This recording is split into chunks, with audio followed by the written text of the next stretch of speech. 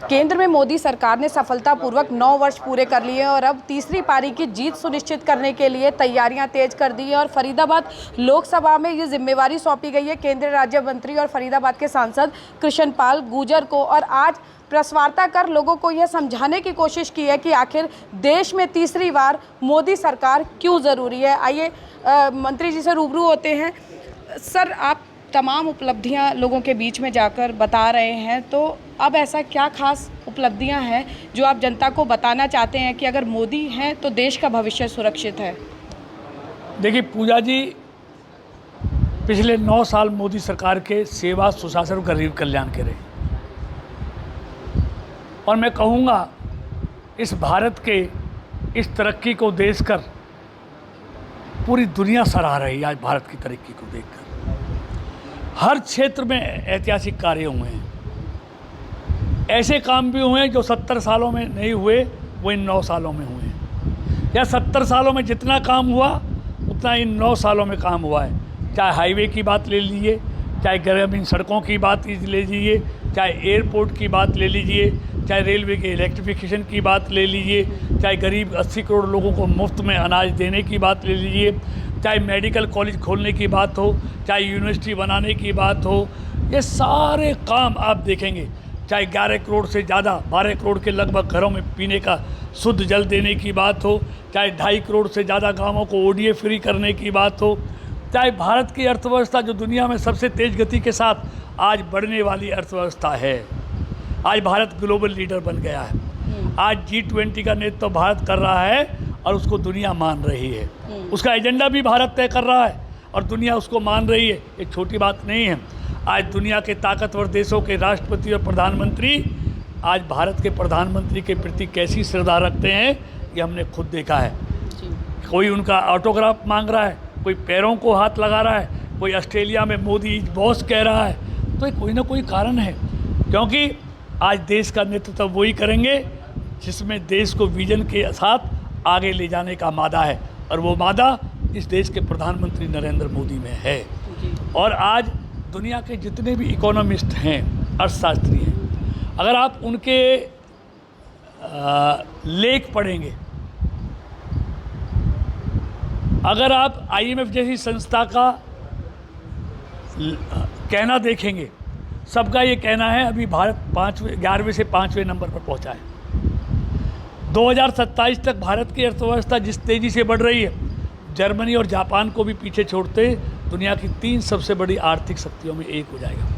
यानी कि जो सपना हमने बचपन से देखा था कि भारत विकसित भारत बने, भारत दुनिया का श्रेष्ठ भारत बने, भारत विश्व गुरु बने और दुनिया भारत की तरक्की को देखे, वो सपना हम अपनी आँखों के सामने साकार होता देख रहे हैं। चाहे अयोध्या में राम मंदिर की बात हो, ये लोग हमारा मजाक उड़ाते थे कि मंदिर वहीं बनाएंगे पर तारीख नहीं बताएंगे।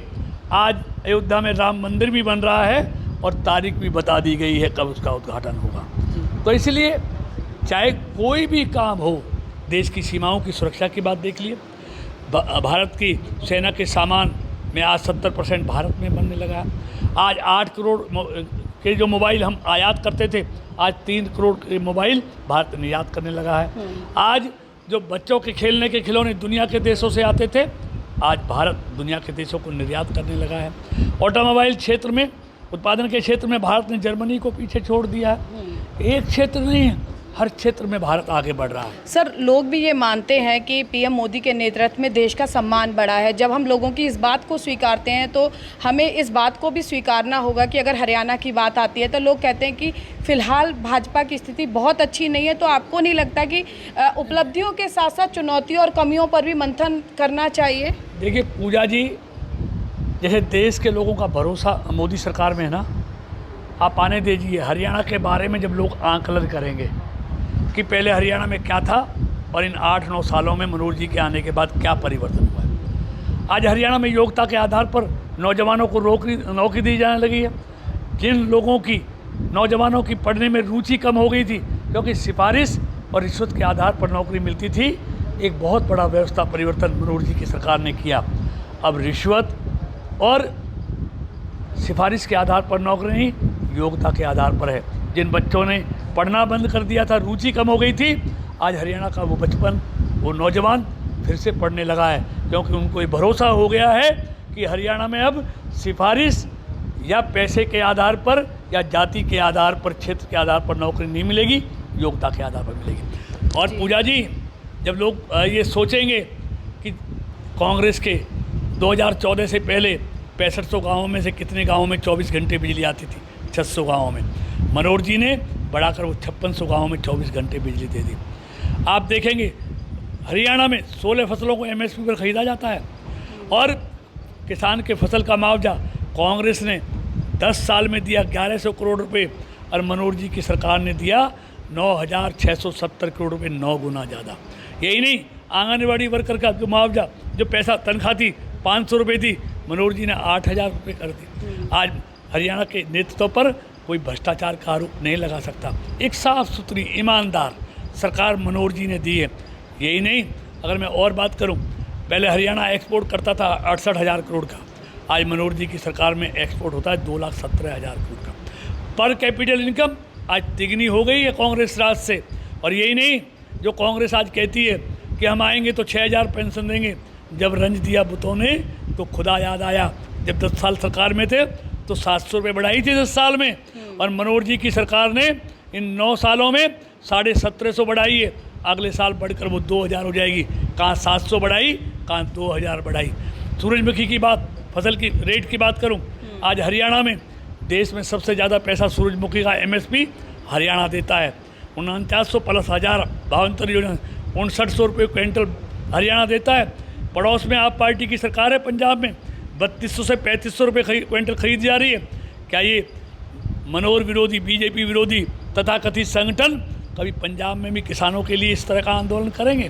चल जाएं, लेकिन इनको सिर्फ मोदी और मनोहर जी और BJP नज़र आती है, दूसरे नज़र नहीं आते, जहाँ कुछ किसानों को नहीं मिल रहा। सर, हरियाणा सरकार की तमाम उपलब्धियां हैं, लेकिन इसके बीच एक चुनौती ये भी है कि हरियाणा में अफसरशाही इस कदर हावी है। अपने हाल ही में देखा, जॉइंट कमिश्नर को सस्पेंड इसलिए कर दिया, मुख्यमंत्री के आदेश नहीं माने। ग्रीन फील्ड में खुद मुख्यमंत्री गए, लेकिन अभी तक नगर निगम ने विकास की एक ईंट नहीं लगाई, बल्कि उसकी शुरुआत आपने की थी सड़क बनाने की। लगता है 1 साल है, थोड़ा सा कंट्रोल, नियंत्रण रखने की ज़रूरत है, क्योंकि आम आदमी इस बात को अब कहने लगा है। कई चीज़ें ऐसी होती हैं जो अपने बस में नहीं होती जी। अब ग्रीन फील्ड वाला मामला हाई कोर्ट में 2 पार्टियाँ, जो वहाँ का डेवलपर है वो और वहाँ की RW लड़ रही हैं, तो बैठ के उनसे बातचीत हो रही है। बहुत जल्दी ये मामला निमट जाएगा, और निमट जाएगा तो वहाँ सारा नगर निगम के अधीन वो आ जाएगा और काम शुरू हो जाएगा। अंतिम सवाल सर, जैसे शंखनाद कर दिया है तीसरी पारी की मोदी सरकार का, तो माना जाए कि गदपुरी की रैली से कृष्ण पाल गुर्जर का भी शंखनाद हो जाएगा जीत की तैयारियां शुरू करने के लिए?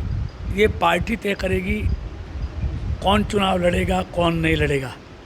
तो कृष्ण पाल पार्टी के आदेश पर चलने वाला कार्यकर्ता है। मेरी भूमिका मेरी पार्टी तय करती है, और मैं उसी भूमिका में रहकर काम करता हूं जो पार्टी तय करती है। आपका मन क्या कहता है सर? भाजपा का कार्यकर्ता कहता है कि गठबंधन सही नहीं है, पार्टी कहती है कि कार्यकर्ता ही सब कुछ है, कार्यकर्ता की मानेंगे? जी, मैं एक बात दावे के साथ कह सकता हूँ, जहाँ देश में मोदी जी तीसरी बार जीतकर प्रधानमंत्री बनेंगे, हरियाणा में तीसरी बार कमल खिलेगा, मनोहर लाल जी मुख्यमंत्री बनेंगे, वहाँ फरीदाबाद लोकसभा में भी तीसरी बार भारतीय जनता पार्टी जीतेगी। मेरी बात को याद रखना। तो देखिए, केंद्रीय राज्य मंत्री कृष्ण पाल हमारे साथ मौजूद है। बड़ी बेबाकी के साथ सवालों के जवाब दिए, और बिल्कुल स्पष्ट रूप से कहा कि मिशन 2024 की तैयारियों में भाजपा बेशक जुट गई हो, लेकिन मोदी सरकार की तीसरी पारी की जीत को भी सुनिश्चित मानकर चल रहे हैं। अब देखना ये होगा कि तमाम चुनौतियों के बीच जो भाजपा इन तैयारियों में जुटी हुई है, इन तैयारियों में कितनी सफलता प्राप्त कर पाती है। कैमरा पर्सन शिवम के साथ फरीदाबाद से पूजा शर्मा, पंजाब केसरी टीवी। हमसे जुड़े रहने के लिए हमारे YouTube चैनल को सब्सक्राइब करें और नई वीडियो की नोटिफिकेशन के लिए बेल आइकॉन को दबाएं। अगर आप ये वीडियो Facebook पर देख रहे हैं तो लाइक जरूर करें और ज्यादा से ज्यादा शेयर करें। धन्यवाद।